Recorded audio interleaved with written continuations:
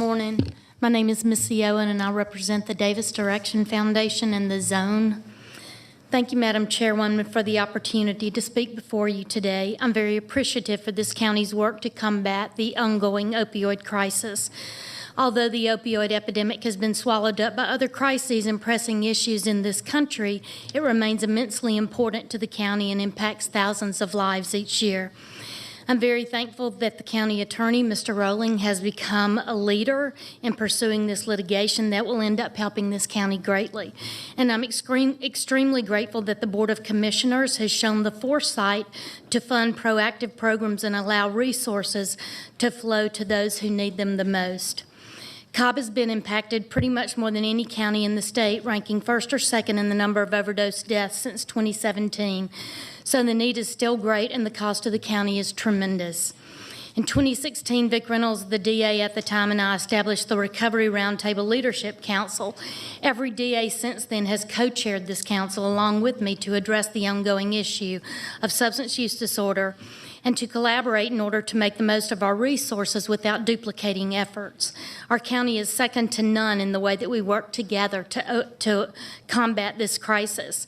Every quarter, we come together to share services, keep up to date with the latest information affecting our community, and welcoming new people to the fold who are in positions to complement our efforts. Case in point, the Opioid Fatality Review Project. However, because of the tremendous amount of fentanyl coming into our community, we have much more work to do.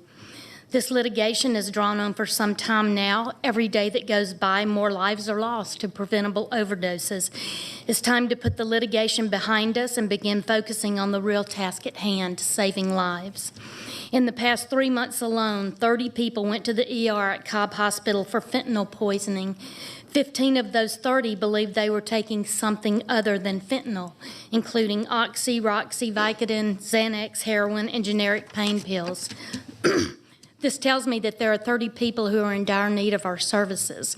This number does not even include, however, those who were treated and refused to be transported, or those who overdosed and were brought back by family members using Narcan, or those who, by the grace of God, survived the overdose. These are just the ones we can count.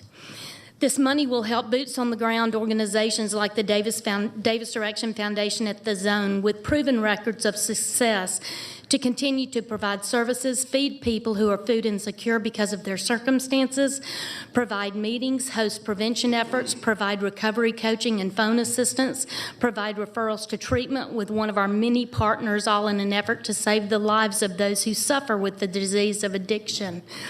Last month alone, we had 5,926 visits from people seeking, maintaining, or enjoying long-term recovery in our community. These services cost money, and we work hard to sustain our nonprofit, as do the others who work alongside us in this space. I would encourage you to accept the $3.5 million settlement from Rite Aid because, in my humble opinion, further delay only means that our share of the settlement will continue to get eaten up by lawyers' fees and further delay needed abatement dollars in Cobb County. No amount of money will ever make this right. When you ask a mother to put a price on the life of a child, there will never be enough to cover the cost. However, we can't let the perfect be the enemy of the good that can be done with this settlement money right now. Please accept the money and let our community continue to save the lives of those we can. Thank you.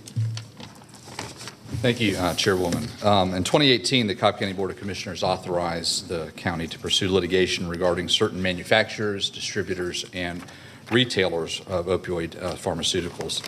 That endeavor initiated to hold the opioid defendants, financially responsible for the impact of the opioid epidemic in Cobb County, and then also to secure the resources to be able to address that.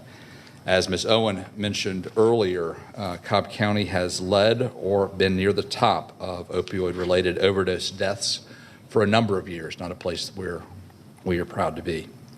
Our district attorney's office, Cobb Law Enforcement, including both our sheriff's office as well as our police department, have been at the forefront of this fight in our neighborhoods. These claims against opioid defendants, including the manufacturers and distributors, have resulted in several global settlements as part of the multi-district litigation that's based in Ohio after we initially filed here in Georgia. However, the claims against the pharmacy retail chains have had to move to a trial stage in order to see what the next step was regarding the retailers regarding settlement. As part of the MDL, Cobb County was selected as one of the 5 bellwethers for the trial to actually be held across the United States.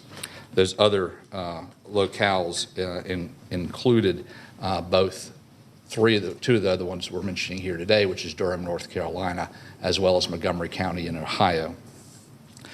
Rite Aid is a defendant in those 3 lawsuits, those bellwethers that are getting ready to be tried beginning in 2023.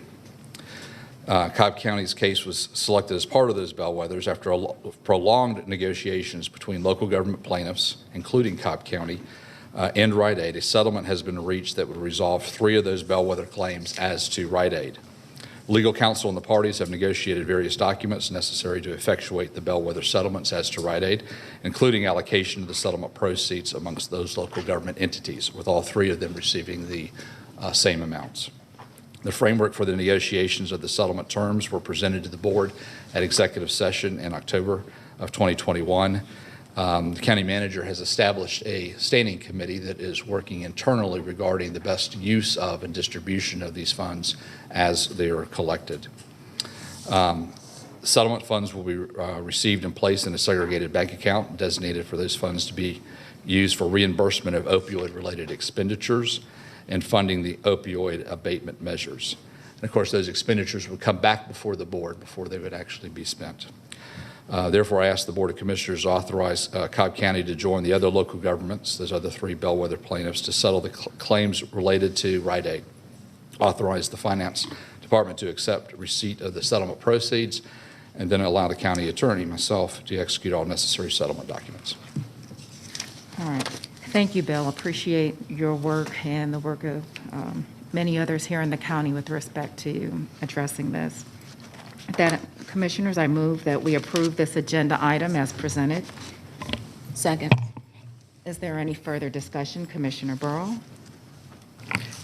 Bill, what are the requirements for distribution of this money to nonprofits, or where it's going? And will that come back to us? Yes, ma'am. Yes, Okay. ma'am. And that's part of that internal committee that the county manager has set up for us to look at how to best to abate and address these issues. And they would come back to you on ideas on how to spend those. Some of those are actually going to be made to make Cobb County whole regarding the services it's providing as well. And then be able to look at also in the community how we would best be able to impact it. Okay. And I would just like to say thank you to Missy and Mike for being here today and for your support. I know that wasn't easy to get up and speak, so thank you. Thank you. Any other remarks? Commissioner Gamble? And before I make my vote, this has nothing to do with, Missy, what your organization does, but it's my opinion that this lawsuit is still not addressing the root cause that the nation is facing. Therefore, I cannot support it. Okay. Are there any other comments or questions? All right, we'll call the question. The motion carries 4-1 with Commissioner Gamble in opposition.